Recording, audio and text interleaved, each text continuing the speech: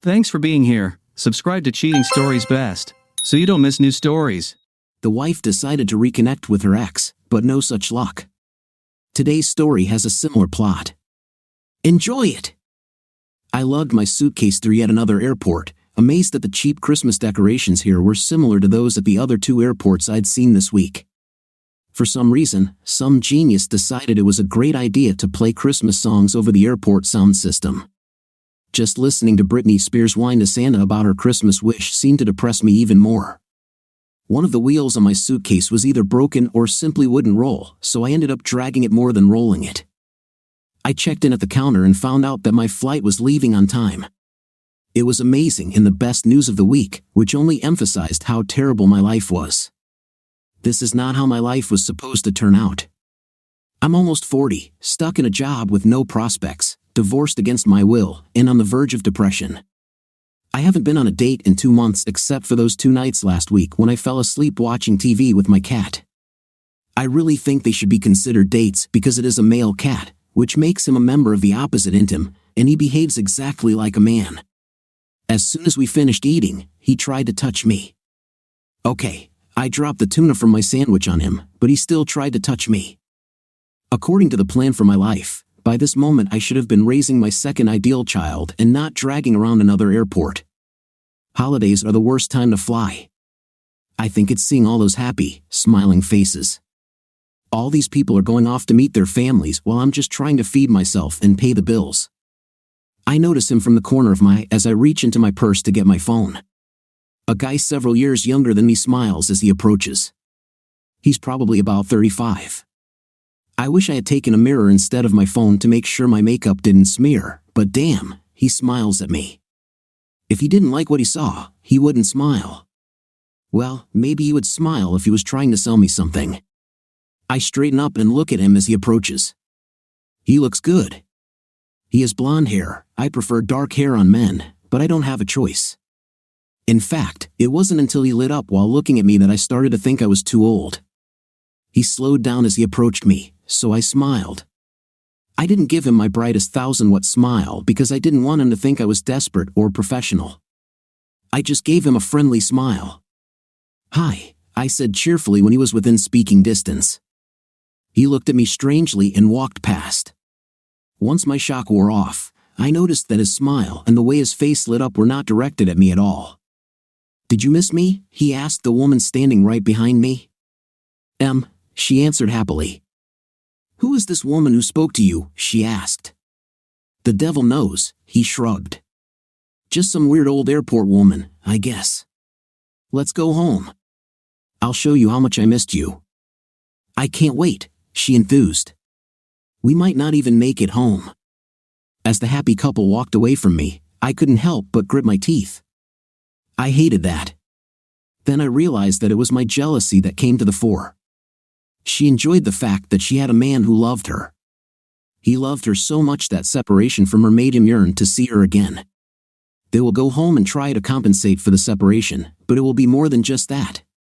Their union will be full of joy and sharing. They will literally open up to each other and share their souls. So maybe I was jealous, but I didn't really hate her. In fact, I was once in her shoes, and that's the problem. I knew inside of me what she had, and I would give anything to get it back. The thing that almost made me cross the line and hate her was that, unlike me, she was smart enough to know what she had and appreciate it. After they left, I looked around at the other passengers in the boarding area. Some of them looked at me confused. They probably saw my awkward little performance as it unfolded. Well, I'm really glad that my embarrassment and my very human mistake could bring some happiness or entertainment into their lives. Besides seeing me embarrassed, I'm sure none of them would have given me a second glance. I think I'm approaching the age when women develop their special abilities. It seems that my abilities began to manifest themselves earlier. Women over 40, unless they are extremely beautiful, well-built, or rich, gain the ability of invisibility. The only ones immune to our powers are our families. Everyone else can look right at us and simply not see us. When we get that old, young people no longer see us as night objects, and since they think about intimate most of the time, we don't exist. Young women don't want to be like us, so we don't exist in their world either. Men our age want younger women, and we don't want men who are much older than us. The funny thing is that if they had a choice, older men in most cases would choose younger women if they could get them. The boarding area fills up quickly as the flight's departure time approaches. I pull my briefcase and purse towards me as the seating area becomes increasingly crowded. I think about my family for probably the 4th time this week. What happened to us after my parents died? We seem to lose sight of each other. I have a brother and sister somewhere. I don't know their phone numbers or even where they live. Okay, that's not entirely true. My sister lives somewhere in the South, and my brother lives in prison. I'm not sure which one, although I know he'll be there for a very long time. I also have vague memories of some aunts and uncles who are still alive, but I don't even know where to look. I guess what got me thinking about all this was that stupid movie I watched one evening last week while my cat was taking a break from fondling my tuna-smeared breasts. It was one of those movies where the spirit of Christmas gives this guy who almost died trying to save some old lady a wish come true. I'm telling you, it was nonsense. I know most of you think this guy asked for $1 million, right? Not $1 million, not $1 billion, but a damn $1 million. Yes, enough money to buy your own country and buy enough people to live in your country. But no, the guy only wanted one thing. Stop me if you've seen this movie. All he wanted was to have another good Christmas with his family. Like me, his family was scattered everywhere. They had their own lives, careers, kids, and all that normal real-life stuff. Over the years, they separated and became strangers. They gathered together only when someone died and then only at a funeral to decide who would get what from the property of the deceased relative. I guess, in my own way, I wondered if things like this ever really happened. And if so, do they ever happen to people like me? Because you see, what I would like more than anything in the world is to have my own Christmas wish like that idiot in the movie. And no, I wouldn't waste my wish on money either. Don't get me wrong, I don't want world peace. The global economy is already bad enough. We could use a good war to turn things around. And if you think I want to bring my family back together, then you're crazy. This bunch of losers and freeloaders really should stay away from me if they know what's good for them. I can only think of one thing I would like, and strangely enough, I foolishly threw it away myself. Crap, stupid teenage girls who don't watch where they're going should be killed. This little brat is as big as me and she just stomped on my foot and kept going. Damn, she's bigger than me. Was my 5th place this big when I was her age? She didn't even have the manners to apologize. She just walked straight ahead, showing her friend a poster of some little girl she had bought at the gift shop. Who the hell is Justine Bieber? Oh, this is Justin Bieber, and he's a guy. I remember him now. We had another version of him about 3 or 4 years ago. Yeah, only back then his name was Jesse McCartney. Damn, at least Jesse succeeded. What was the name of his song? Oh yeah, it was called How Do You Sleep? A while ago, I played this song over and over again. It helped relieve my pain. But a year has really passed. Anyway, back to my one wish. If I had one wish, I would like to have one chance to get back with my ex, just like the words in that song. About a year has passed, I didn't see or hear you. I missed you like crazy. How do you sleep? I asked aloud about Jared. I wondered if he ever thought about me. I wondered if he missed me. I wondered if he regretted the fact that he had just destroyed our marriage. If he had to do it all over again, would he give me a second chance? Statistics say that most people feel unhappy after a divorce. I know that I am. But they say that even those who wanted a divorce are unhappy. 8 out of 10 people who have gone through a divorce say that if they had it to do over again, they would try harder to save their marriage. I wondered if Jared felt the same way. More than anything, I miss him at night and in the morning when I first wake up. I'm not talking about intimate, although night with Jared was amazing. More than anything, I miss the person who laid down, hugged me, and held me all night. Nothing else mattered when I was in his arms. Bills didn't matter, work didn't matter, nothing mattered. Even on those days when he went for a run and just fell into bed still sweating, I craved this man's touch. And I know that he loved me. He was a very handsome guy and damn smart, but for some reason, he loved me. And just like in the song, almost exactly a year has passed since I saw him. He didn't even come to court. I never had a chance to explain myself, apologize, or even talk to him. I can still see the expression on his face. That last look haunts me to this day. I looked up as the woman behind the counter announced through a distorted voice over the loudspeaker that I was boarding my flight. Like all the other robots, I limply stumbled into the line forming in front of the door. Despite what you see on TV or hear on the radio, chivalry is dead. Several young people jumped in front of me to get a better place in line. Okay, I know I'm no Jennifer Aniston, but is it so masculine to push past a woman who's struggling with a heavy briefcase and purse? And if you manage to get in line before her, what do you get? The plane will not take off until all passengers are boarded. If you are traveling by coach or economy class, you will not be upgraded because you boarded the plane first. They should have a special reward for idiots like this. Let's call it the DB trophy. This could be a Heisman trophy for dorks, and dorks everywhere. I see it now. We will have the ceremony on ESPN or Fox. The announcer will say, and for hitting a 40-year-old woman dragging her luggage across the boarding line at the airport, the award goes to. Maybe I was just irritated at the thought of spending another holiday season alone. I really shouldn't let things like that bother me. This never happened when I was married. All I could think about was going home to Jared. Of course, I traveled a lot less back then. I only went out on the road when absolutely necessary. Now that I'm divorced, I have no reason to stay at home and be depressed, so I travel more. Then again, maybe since I travel so much, I get more encounters with inconsiderate people. As I took my place in line, I saw one of those exceptions, one of those guys who give us hope. There was a guy about 8 spots ahead of me in line who ended up there because he was standing near the door when it opened. He let a woman go ahead who was even older than me. When the young idiot behind him began to complain about this, the guy turned around and glared at him. The young idiot was so shocked that he simply fell silent. I think I was as shocked as the idiot. I felt the strangest tingling sensation running from my legs up my back to the back of my head. The guy who stood up for the woman was an average-sized guy. He wasn't big by any means, but he wasn't small either. He had brown hair that looked very shiny. His eyes were soft and brown too. It couldn't be considered love at first sight since it wasn't the first time I saw him. I saw him hundreds, no, thousands of times, both physically and in my dreams. For some strange reason, it seemed that the spirit of Christmas heard my complaints and responded. My Christmas wish was coming true. The man who stood up for the woman was my ex-husband Jared. It was surreal standing just a few feet away from him. On the one hand, I wanted to rush to him and hug him with all my soul. I wanted to tell him that our year apart was over and we could be together again, and our lives would be better. I wanted to tell him that I realized what I did and learned from my mistakes.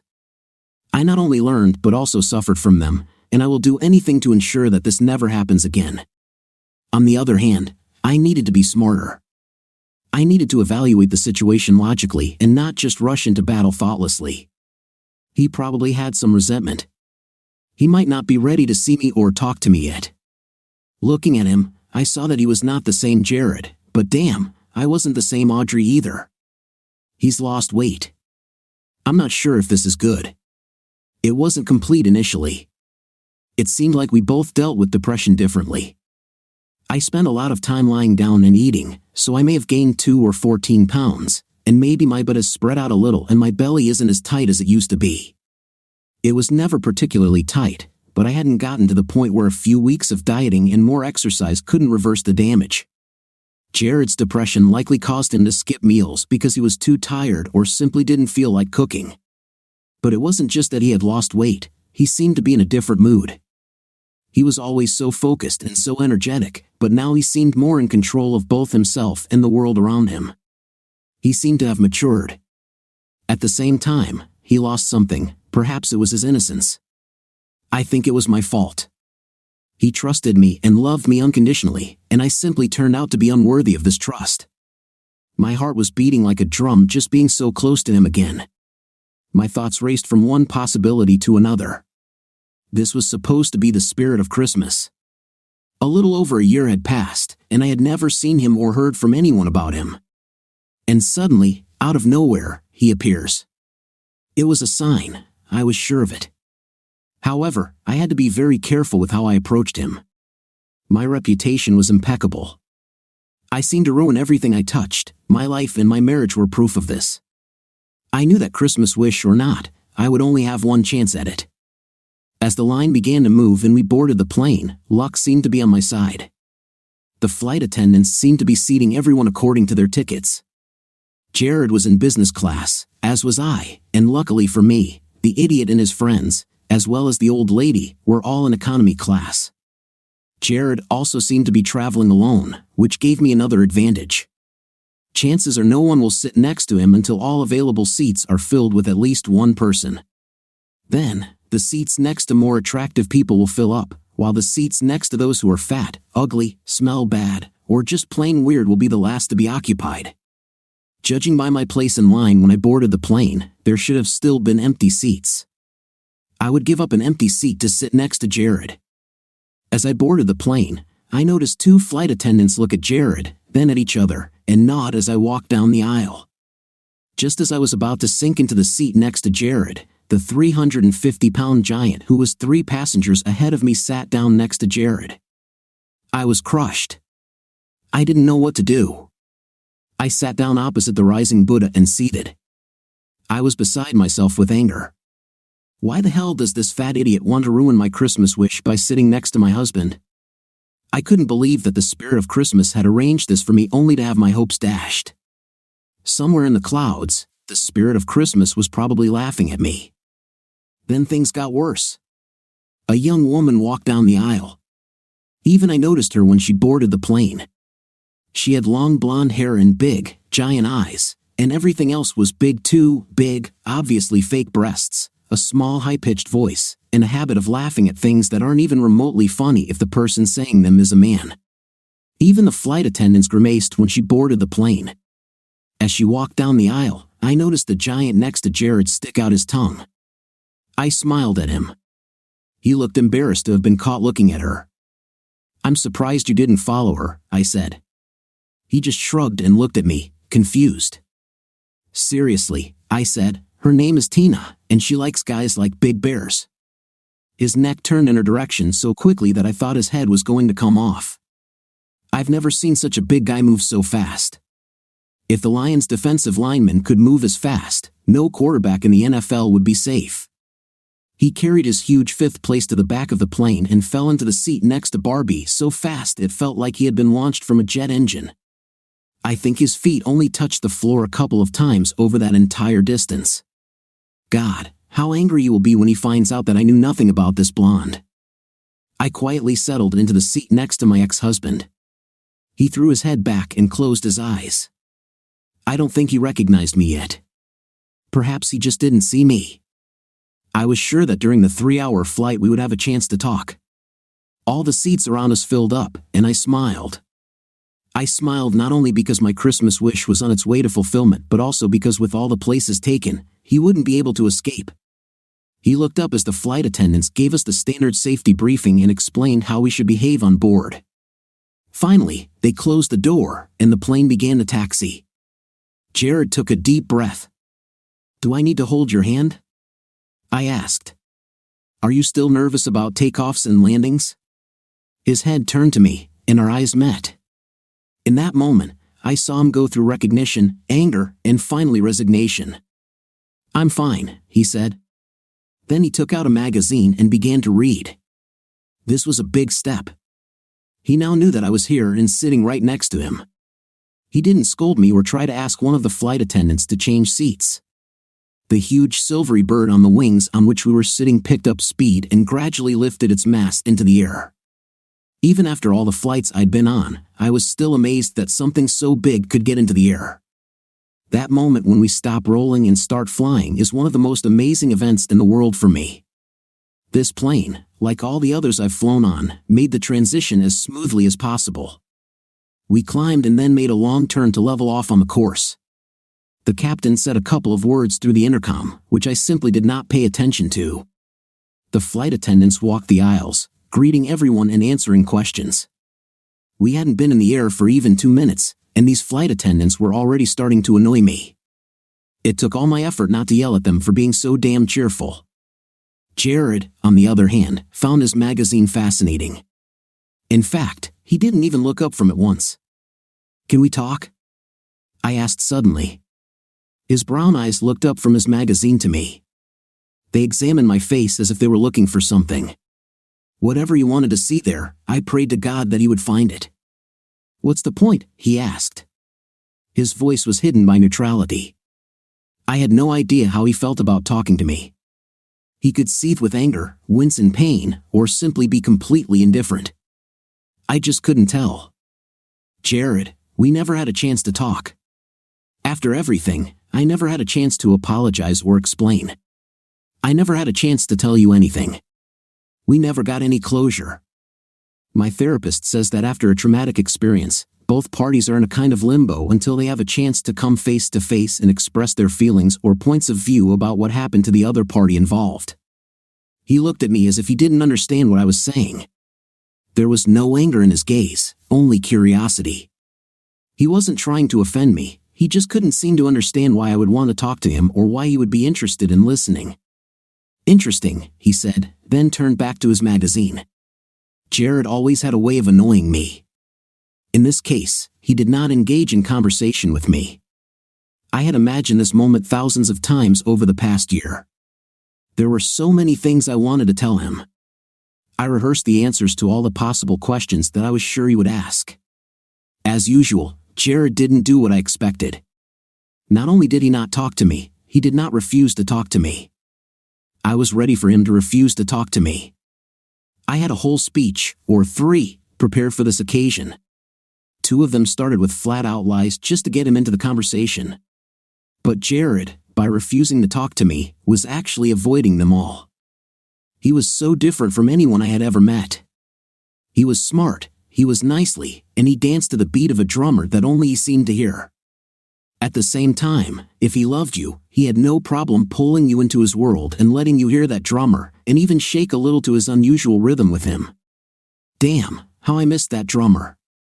When we first met, we were both out of college and deep in our 20s. We both started our careers and were both in between relationships. I met him through a friend of a friend. She wanted him too, but he just never noticed her. Guys always talk about how they hate being in the friend zone. I don't think we women realize it, but sometimes guys will do something completely inappropriate on purpose to get out of the friend zone. The friend zone is hell for a guy. This means that he can do everything in the world for us, but we will still never sleep with him. We treat friend zone guys like girlfriends who happen to have something between their legs. We can meet and absolutely hate other guys. We may think these guys are complete jerks, but these jerks are still more likely to sleep with us than the guys in the friend zone. So sometimes these friend zone guys grab our butts or breasts, knowing that they are ruining our friendship, just to get out of the friend zone. For them, it's better to be a jerk who might get laid someday than to be stuck and forced to listen to the details of every bad date a woman has been on with no chance of ever getting laid with her. Either way, Connie was in Jared's friend zone. She went to watch football with him, although she did not understand anything about it. While she was at his apartment, she accidentally spilled beer on herself and had to change into something of his. She once told me that she wore one of his t-shirts and nothing underneath for the entire game, and he just didn't make a move. It was very humiliating for her. There she was, sitting just inches away from him, but Jared didn't even notice. Such things are difficult for girls to bear, so she decided to fight fire with fire. She pretended she wasn't interested in him either. She even went so far as to suggest other women he might be interested in. She wasn't stupid enough to suggest someone more attractive than her or someone he might like more, which is what brought me into the game. She took me to a party she was throwing and introduced me to him. It was a confusing situation because I really wanted to help her. But the problem is that the first time I saw him, I wanted him. At that time, I was 26 years old and worked as a secretary. I went on dates often but didn't find anyone really serious. I wasn't a big deal, but I insisted that my dates take the time to get to know me before we became physically intimate. After we talked and I heard his point of view, I realized that he was even worse than me. He just didn't sleep with women he didn't really feel connected to. If he couldn't imagine marrying you, he simply wouldn't go to bed with you. It looks like we both passed each other's standards because less than 2 hours after we met, We had a night. It was so good that I didn't care. Sure, I lost Connie as a friend, but to hell with it. It was her own fault in a way. Connie insulted me. She only introduced me to Jared because she thought she was prettier than me. She also thought she had a better figure and she thought I had no chance with him. It was her loss and her fault. I still laugh sometimes thinking about how she must have felt after introducing us at that party only to see us leave shortly after. She must have felt very bad, leaving her guests to follow us to my apartment. She waited outside for over 4 hours until he left so she could come up to my apartment and confront me. I opened the door thinking he had forgotten something. I didn't even bother getting dressed. I still had bite marks on my neck. She looked at me, burst into tears, and then called me every possible insulting word she could think of. "You are not as beautiful as me," she cried. I just nodded my head. "Your breasts are too small and your fifth place is too big," she screamed. I nodded my head again. "You're a slut. You slept with him on the first date. You didn't even go on a date." Again, all I could do was nod my head in agreement with her. "What do you have that I don't?" she cried. I slammed the door in her face and ended 5 years of friendship. But it was also the beginning of my relationship and eventual marriage with Jared. He was and remains the love of my life. In my first few weeks with Jared, I quickly learned what true love was. We spent almost every possible second together. We spent a lot of time in bed but also took time to get to know each other better, our tastes, dislikes, and personality traits. There were many days when we went to bed together and did not have a night, we just lay there touching each other. After our wedding, things became even more intense. Jared was obsessed with making our lives together better. He tried his best to make me happy and keep me happy. We saved every penny we could to buy our house. The plan was that we would begin preparing for our future genetically perfect children. I noticed after some time that Jared, even though we didn't have much money beyond what we needed and the little we could save each week, had a double standard. Jared denied himself even the smallest things but always spent money on everything I wanted. I didn't understand what he was doing until he even drove his Mustang only once in the summer. This way, he told me, he could save the full cost of his absurdly high car insurance. He could also save on increased gas costs for his powerful engine. I left him shaking my head as I realized that just a week ago, he had taken me out to dinner at a very expensive restaurant I wanted to try and bought me 3 new outfits that I had to admit I didn't really need. It began to dawn on me that this man loved me. He didn't marry me simply because he liked having an intim with me, he really wanted me to be with him all his life. He was going to be more than just a father to my children. Jared was the missing piece of my soul. I applied for and received a position as a sales trainee at work. 6 months later, I became a full-time salesperson. I had struggled with bills and everything. I noticed that my sales weren't as high as some guys. I thought it was because of long-term relationships with their clients or other factors like that. I sometimes listened to senior salespeople. I noticed that they all had ways to sweeten their deals. Some of them invited their clients to parties or barbecues, others played golf or invited their clients to gamble. But all these guys got the best accounts, the highest sales figures, and the best bonuses. I think it was about 4 years ago. I was a salesperson for about 3 years. One of my best clients was Mick Fleetwood. Mick was one of my first clients, but he still only gave me small sales. Sometimes he would turn to other sellers for his big purchases, even though he was technically my client. Mick was 68 years old and in poor health. His wife died a couple of years ago, and I attended her funeral. I thought our relationship was such that I could ask him anything, so I asked. I asked him why he gave me all his regular day-to-day small jobs but left his big car purchases to John McVie or even Lindsey Buckingham. He told me that these guys found a way to sweeten the deal for him. I desperately needed a bonus to stay on the sales team. I really needed to do my part to help Jared save money for our house. That's why I slept with Mick. I didn't really consider it intim. He was 68 years old. Even with Viagra, he could only last about 10 minutes. There was also the fact that no man in the world could compare to Jared when it came to intimate. We were so perfect for each other, we matched so well, and I loved him so much. It was simply impossible to compare him to anyone else. After a couple of bonuses, the extra income really helped us. After a while, we bought our house, and it really seemed like we were doing well. Jared had several promotions at work and was now making a lot more money. We traded his Mustang for a new and better Mustang. I also got a new car. We still saved money, but it was more like a rainy day fund. Finally, we started talking about me quitting my job so we could start having kids. We decided that I would finish the year and then give notice early next year. I was in Chicago for dinner with one of my biggest clients. I wanted to end on a high note. I wanted to win the prize for the highest salesperson for the quarter. I had come close a few times before, but neither I nor any other female salesperson in the company had ever won it. After dinner, I returned to my hotel room with the client. I lay there imagining that the 60-year-old man making love to me was Jared and we were trying to conceive. This is how I dealt with night. I just closed my eyes and imagined it was Jared. Of course, it was never as good as it was with Jared, but your mind can do wonders. Only for the last time did something tell me to open my eyes. I did it, and my world collapsed.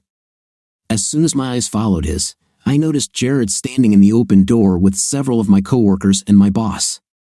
He had tears on his cheeks. "No!" I screamed. "Goodbye, Audrey," Jared said. "I loved you." The reactions of the men who were still in the room as I tried to get dressed and follow Jared varied.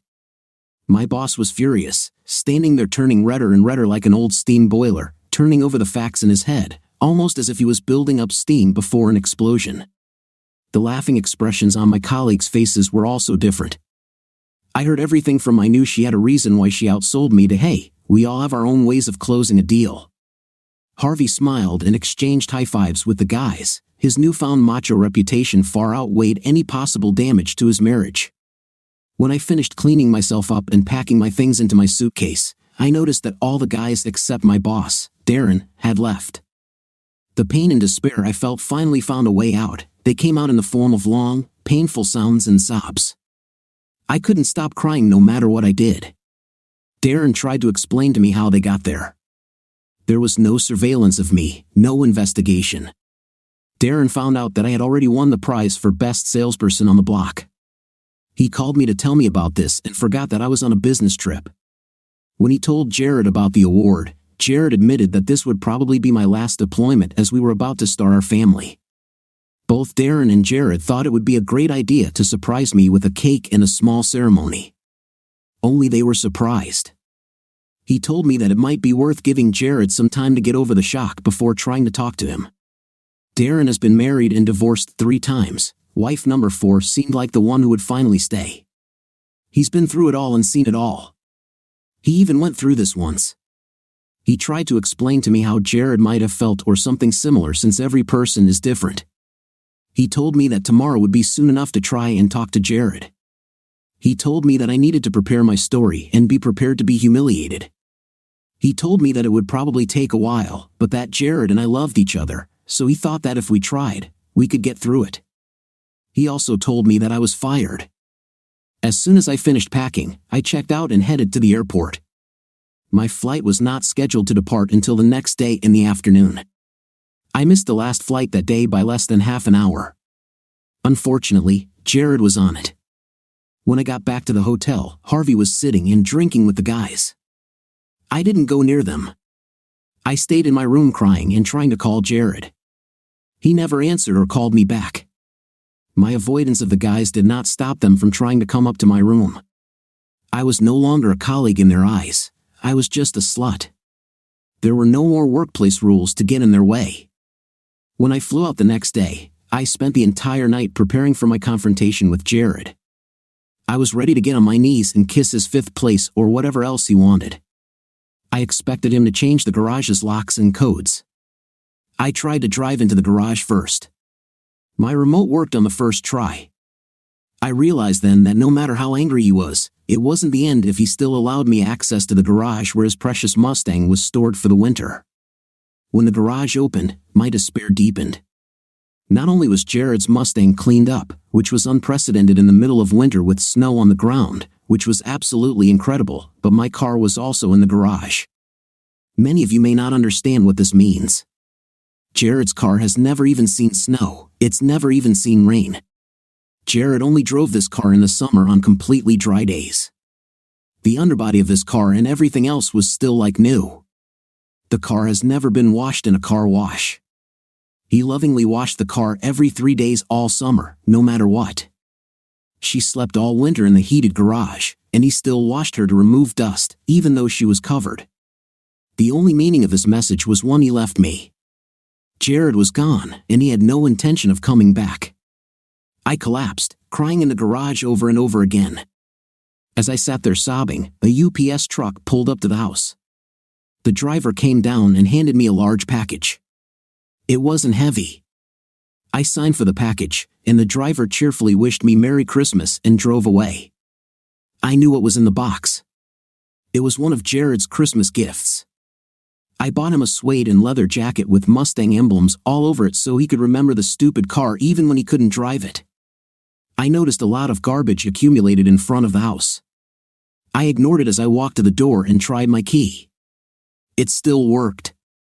Of course, I didn't know what to expect when I entered the house. I thought maybe Jared had gone crazy and damaged a lot of our stuff and messed up the house. I knew things could be replaced, so I was ready. But Jared changed the house in ways I never expected. There wasn't a single thing out of place. Unlike usual when I travel, this time the house was as neat as a pin. As I walked from room to room, I noticed that he didn't take everything, or at least not much. All his belongings were gone, as were most of his tools. He took every photo of himself and every photo of us together, cutting himself out of them and replacing them with frames.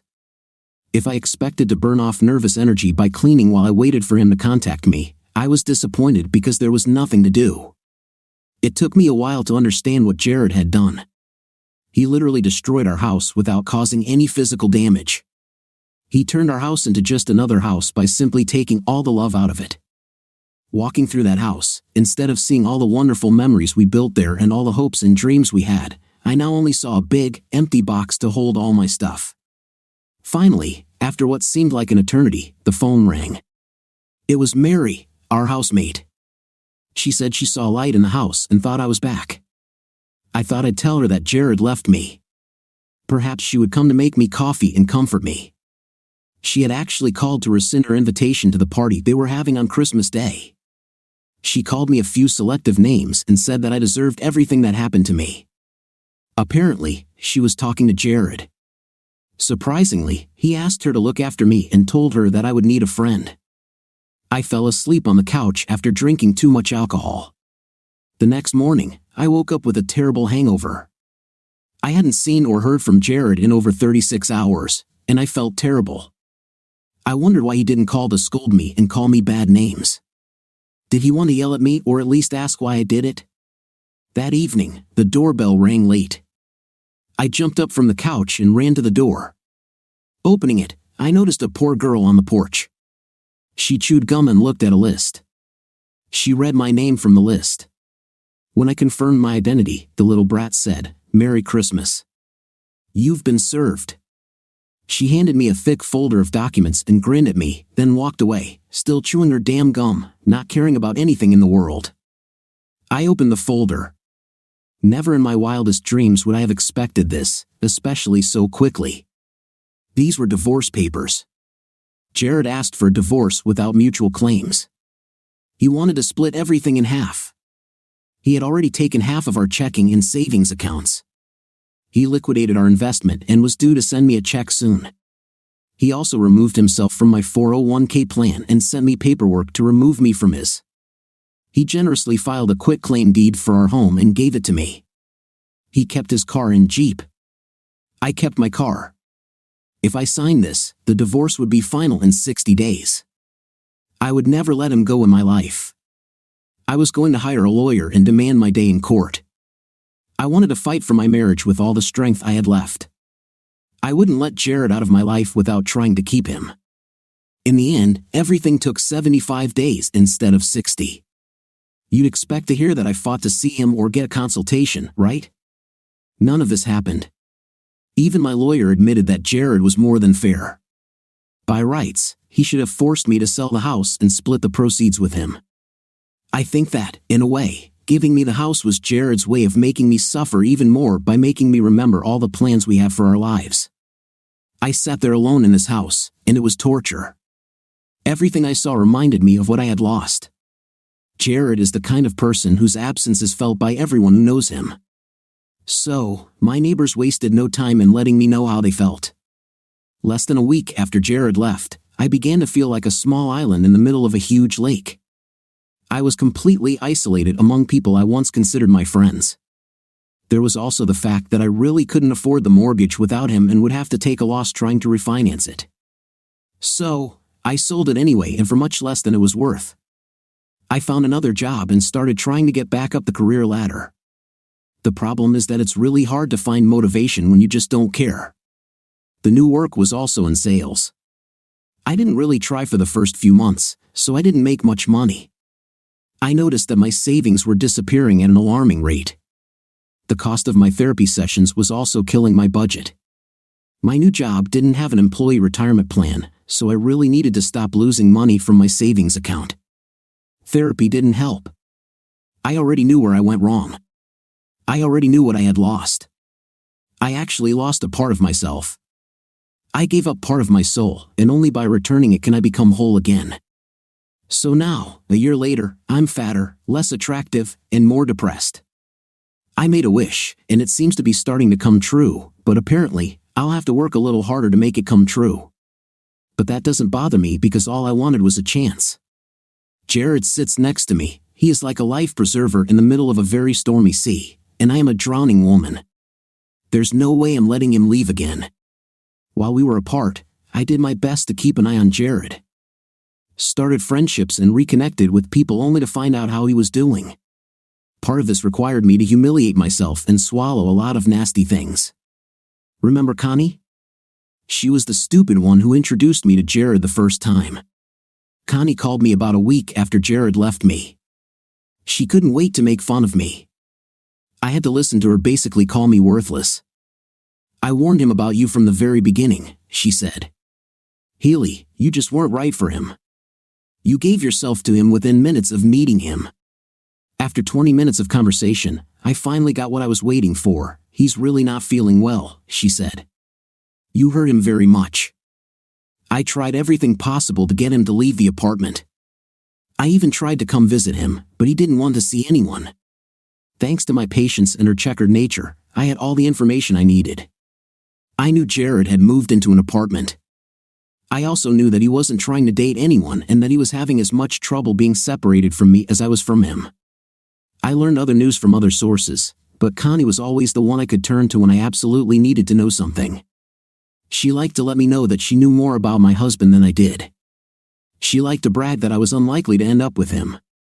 Unfortunately, after some time, all my information about Jared dried up. Nobody knew anything about him. Even Connie admitted that she knew nothing about his life.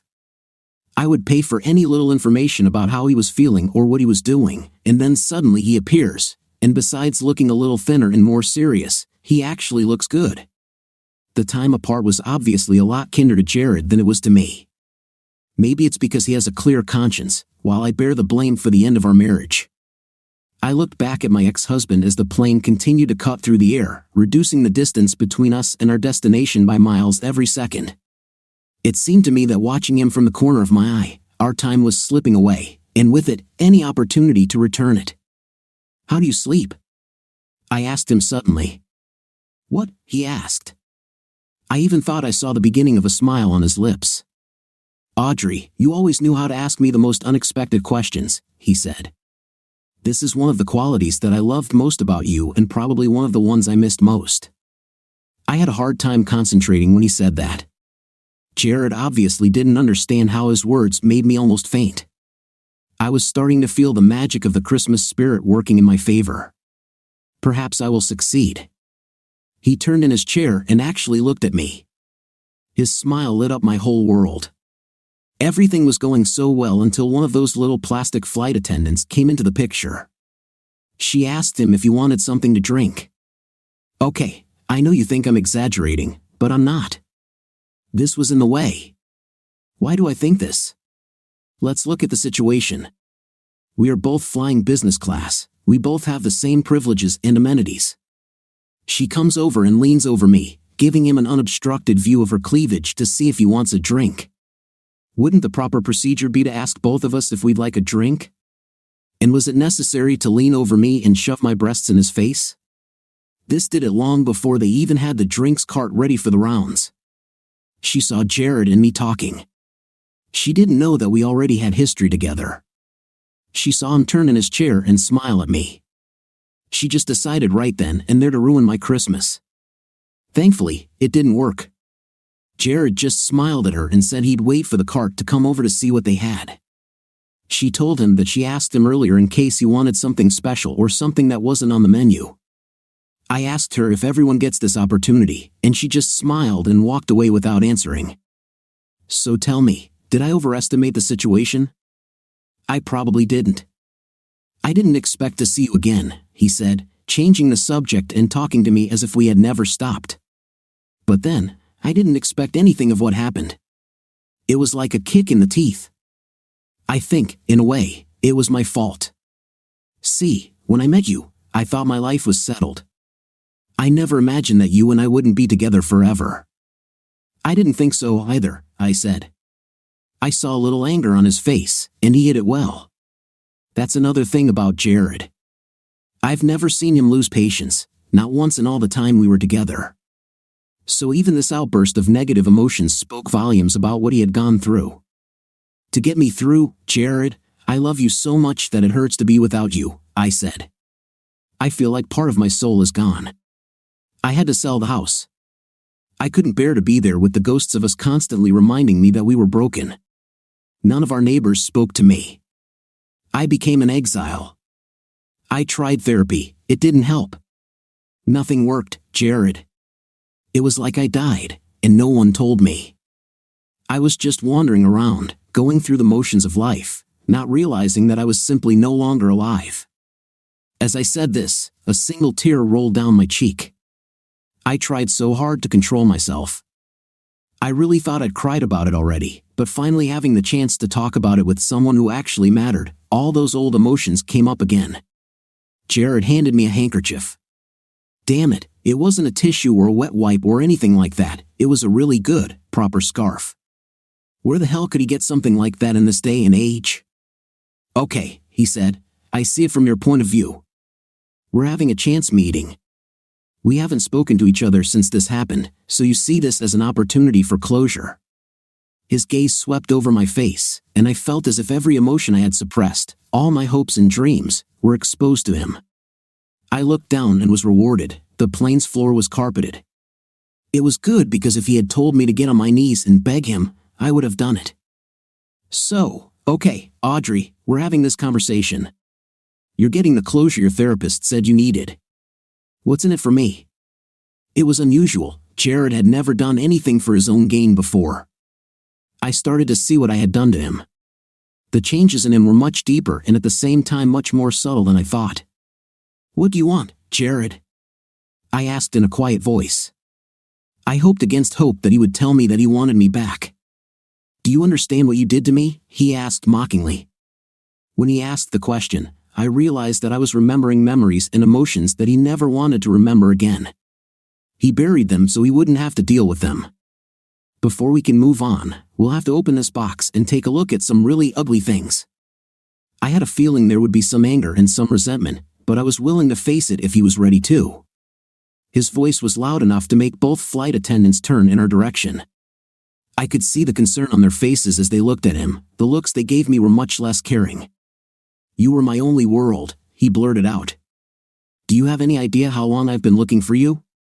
Do you have any idea how special you were to me? Every woman I've dated before you always looked like Connie.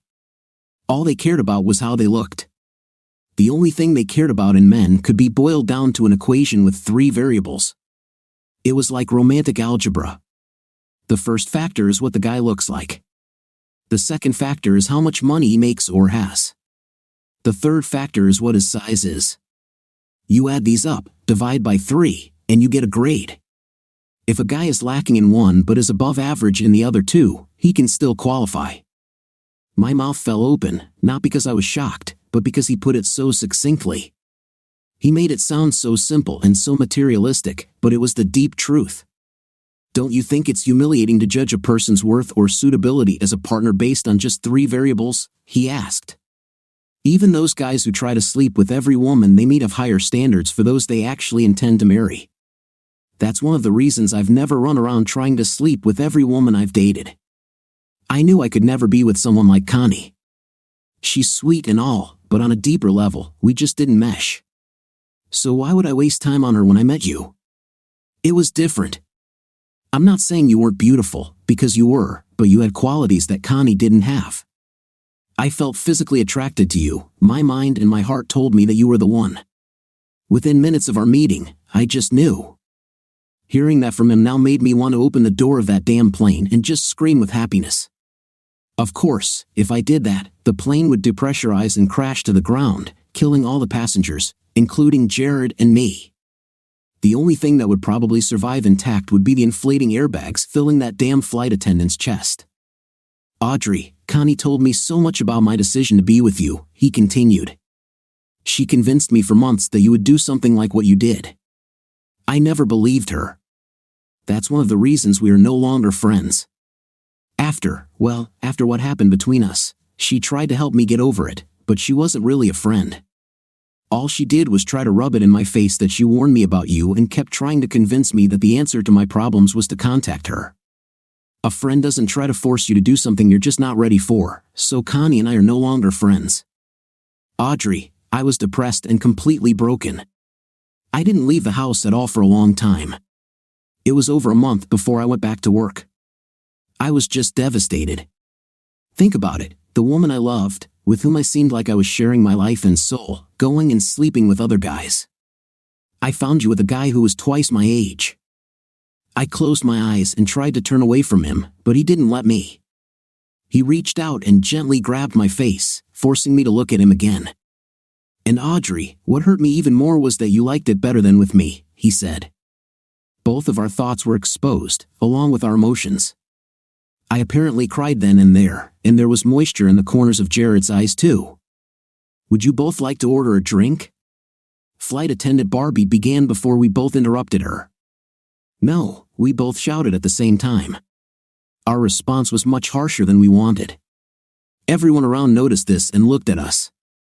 We'll land in about an hour, the flight attendant said, wheeling her cart toward the next row of passengers quietly but with an angrier tone. I spoke to Jared again. What the hell makes you think I liked it better with him? I asked. Jared, you're... I paused. No one has ever been better than you. No one has ever even been as good as you. What logic do you base this nonsense on, Audrey? He said quietly. I saw that it was really hard for him, even after all this time. He hurt just as much as I did, maybe even more. It was what you said, Jared. Are you crazy? I asked him. I looked at him, thinking that he was joking or speaking ironically. When I looked deep into those beautiful brown eyes, there was no hint of deception. Jared truly believed what he heard that day. Jared, when I was with those guys, it was never about love or night. I got all the love I needed and all the intimate I needed from you. When I was with them, the only way to get through it was closing my eyes and imagining that it was you. So I pretended it was you. That day, it was the only way to get some kind of reaction out of me.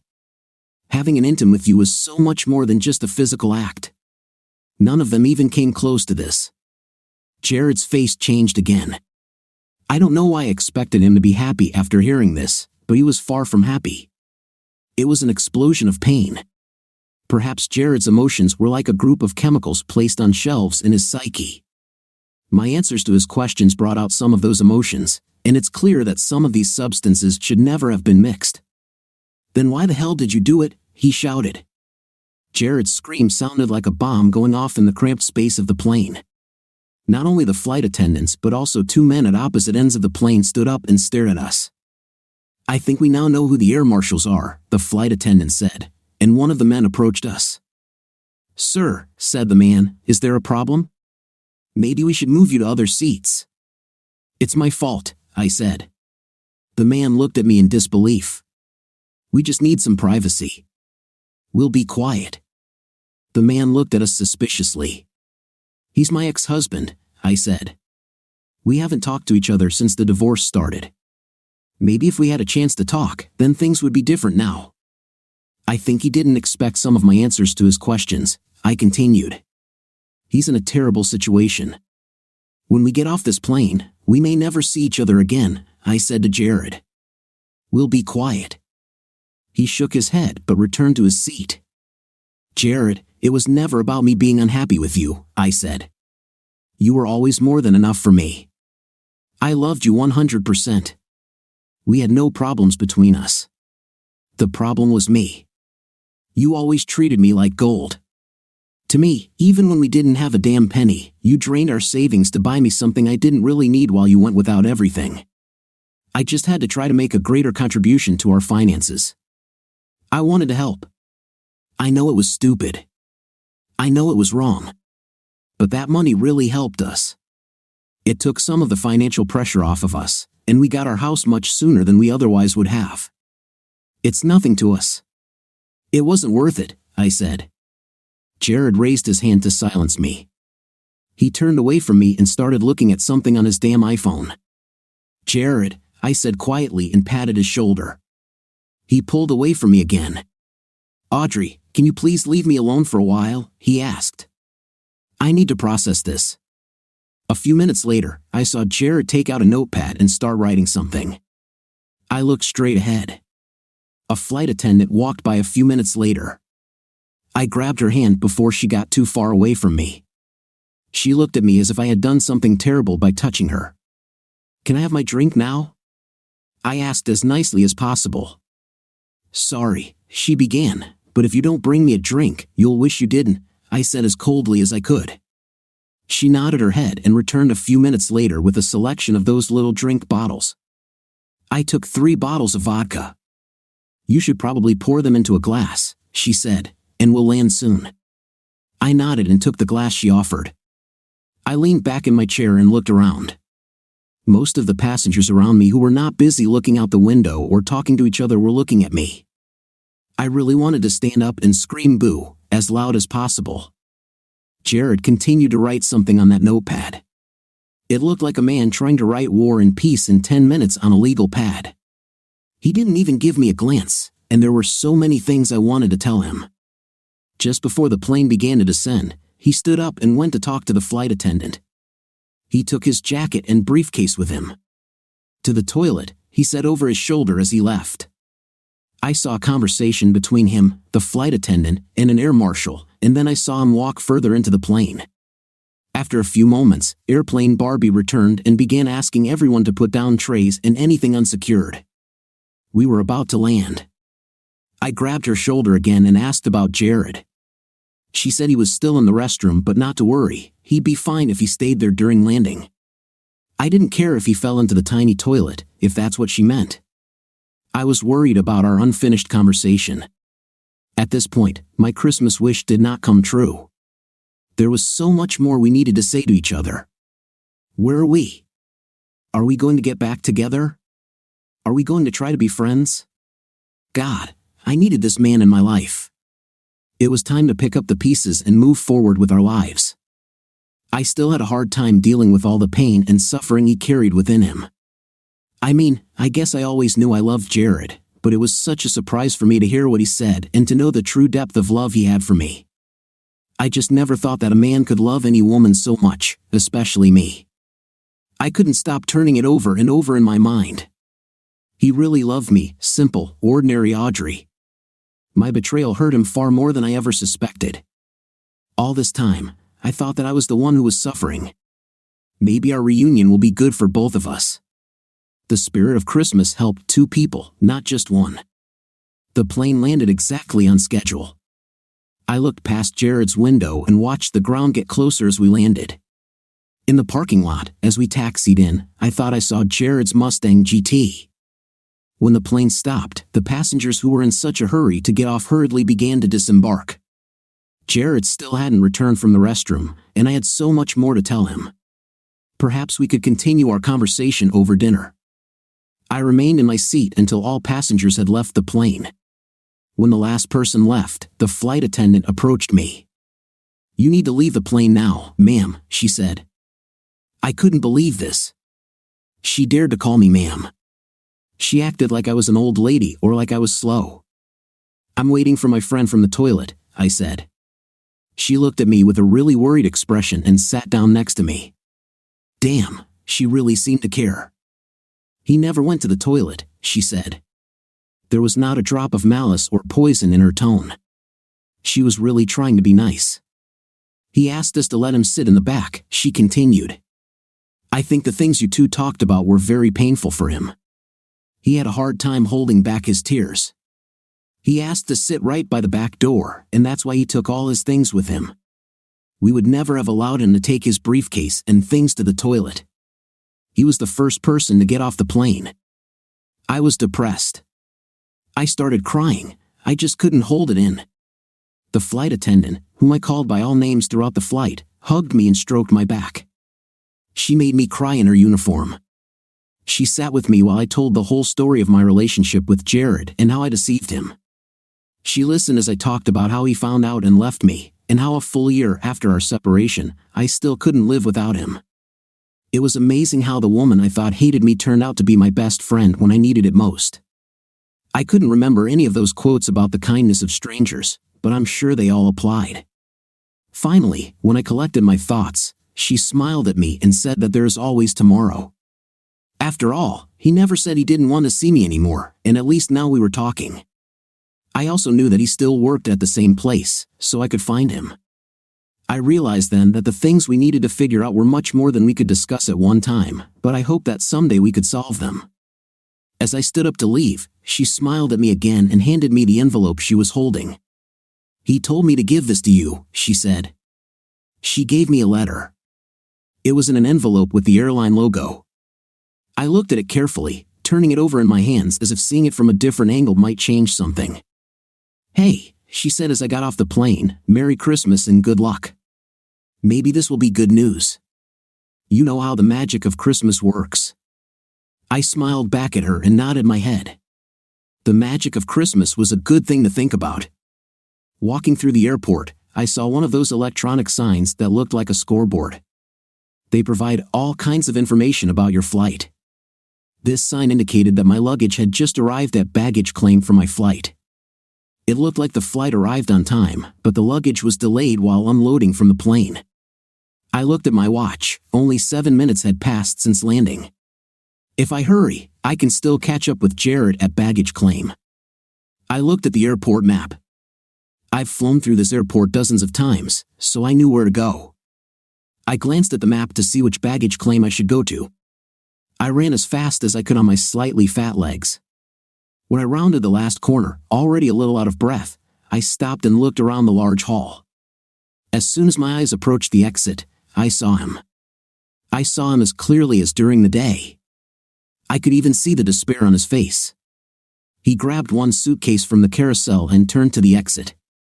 As soon as I took a breath to call him, I saw his expression change. His face at that moment went from very sad to extremely happy. His gaze was fixed on the door.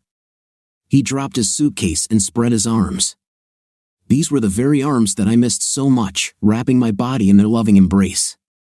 I realized at that moment that these hands no longer belonged to me and would never belong to me again. She was younger than both of us, probably only 26 or 27 years old. She had long dark hair and that creamy Irish skin with a few freckles. Her long thin arms and slender but curved legs told me that she usually had a very good physique. Her breasts were huge, but I'm sure that was due to her condition. She was very beautiful, but she didn't seem to care about such things. All this hair was loosely tied on one side with an elastic band. She was also very pregnant. She walked into Jared's arms as if she belonged there. She acted like my Jared was hers. He hugged her as if his life depended on it and gently lifted her off the floor. She tilted her perfect chin up and their lips melted together. He kissed her gently but passionately. She did what women in films did in the 40s. As she kissed him back, one of her legs bent. I let out the air I had inhaled to call him, and it turned into a sad sound. I sank down onto the wall, deciding to wait until they left before picking up my luggage. She snuggled into his side as they walked out the door. You know how airports don't allow curbside parking? Perhaps it was because the baby was pregnant, but they were allowed. She tossed the keys to Jared's Mustang to him, and I watched as they drove away moments after loading his luggage into the car's tiny trunk. I watched the Mustang GT's tail lights with their signature 3 stripes go away, and with them went any hope of making my Christmas wish come true. The lump in my throat was so big that I could hardly breathe. My eyes were wet from the tears I had yet to shed, and I knew this cry would be big. I tried to pull myself together because I really didn't want to fall apart and cry in the airport in front of a bunch of strangers who would use my pain as a talking point. I could imagine them sitting around dinner tables with their families talking about the crazy old woman who sat in the airport crying over nothing. Approaching the baggage claim area, the carousel was still running.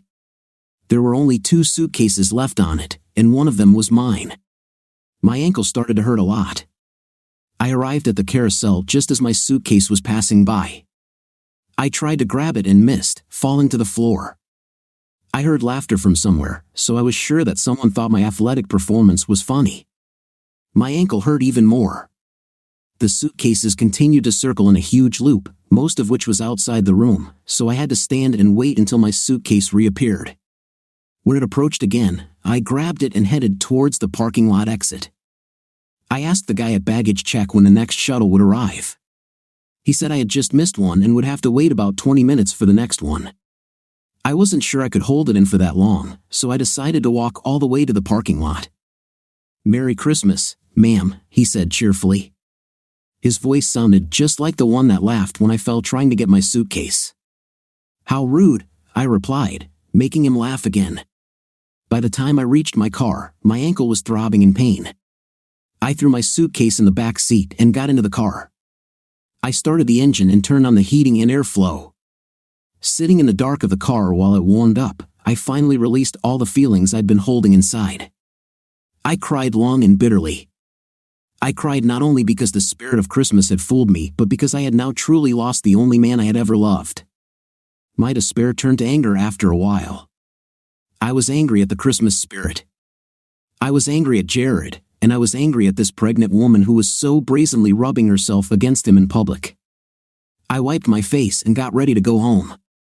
Before I put the car into gear, I noticed an envelope from Jared on the seat next to me. I took it and opened it. 2 pages, front and back, in Jared's distinctive handwriting. Jared, as usual, got straight to the point. He didn't write an introduction, just mentioned my name to make it clear who he was talking to and moved on to his points. "Audrey, I'm sorry to break this to you, but after our conversation, I found myself in too emotional a state to continue. In fact, we didn't even get to finish the conversation, but you told me too many things that took time and distance to process. The first thing you need to understand is that leaving you was the hardest decision of my life. I had no choice because what you did left me broken. I didn't understand why you stopped loving me, but I knew it had to be a huge mistake for you to go that far. When we broke up, I spent weeks in a cocoon of depression and despair, wondering why you never told me what I was lacking that made you seek solace in the arms of a man old enough to be your grandfather. No matter how hard I tried, I couldn't understand my problem. You always seemed happy when we were together and always seemed satisfied when we made love. I started to think that maybe you were just being nice to me or didn't want to hurt my feelings, so you were looking for what you needed on the side. For a long time, I didn't even think it was worth trying to find someone else. I always told you that my requirements for a partner are very strict and unique. Look how long it took me to find you. I never thought that I would find the same thing again. I need a special type of woman. I need a woman who looks at me not with her eyes, but with her heart. I was sure that I would spend the rest of my life alone, constantly remembering what I had and what I lost. Imagine my surprise when I met Karen. The reaction between us was very similar to what it was when I met you. Of course, I was more careful with her after everything that happened between us, but the point is that I really didn't want to spend the rest of my life alone. I'm a person who is only truly happy when I have someone to love. As much as I tried to fight my feelings for Karen, they only continued to grow. For several weeks, we both realized that we were made for each other. Audrey, Karen is not your replacement, she's just another chapter in the book of my life. I hope her chapter lasts longer than yours, but it won't be better or worse, just different. Talking to you today brought back a lot of wonderful memories. I'm sure if we hadn't broken up, we would have grown old together, done everything we dreamed of, and I would have died a very happy man. But it just wasn't meant to be. For a long time, I forced myself not to even think about our time together or how or why it ended. I didn't think for a second that it might not have been my fault.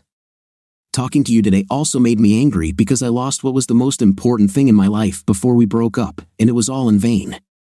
Audrey, if you didn't lie to me today, there was never a reason to do what you did. Remember when we were together, we talked to many couples who had been married longer than us? They all started out struggling just like us. In their later years, they always looked back with pleasure on the times when they had to get by without a lot. They always loved to talk about the times when it was just the two of them against the world. Like you said, what you did allowed us to get our house much sooner than we otherwise would have, but it also ended our marriage.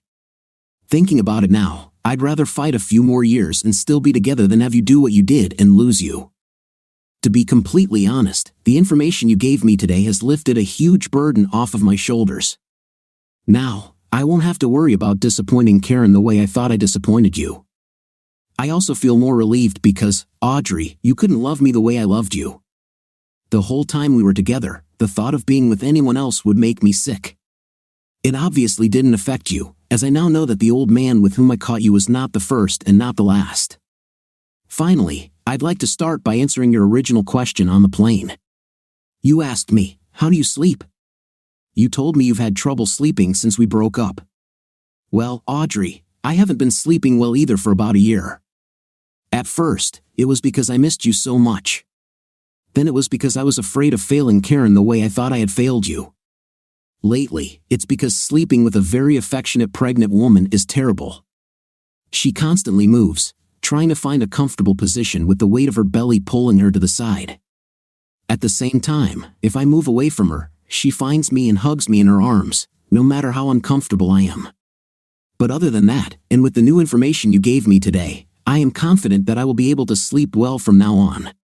No matter how uncomfortable I may be, I will sleep with a woman who loves me and evaluates our life not by how much money we have, but by the good moments we spend together and how we treat each other. I feel no bitterness towards you, Audrey, and if you need closure or forgiveness, it is provided. I sincerely hope that you can move on with your life the way I did. Talking to you has relieved a lot of the guilt over our separation from me because I now realize that it wasn't my fault at all. I also realize that it is all in the past and none of it matters anymore. Merry Christmas, Audrey. He didn't even bother to sign it. I read the letter again and put it back in the envelope, and then drove home without incident. I thought about his words all the way. How the hell could I let someone who loved me so much leave? Why was I angry with him? Jared did nothing but go above and beyond for me the entire time we were together. It was my fault that we got divorced. No one else is to blame.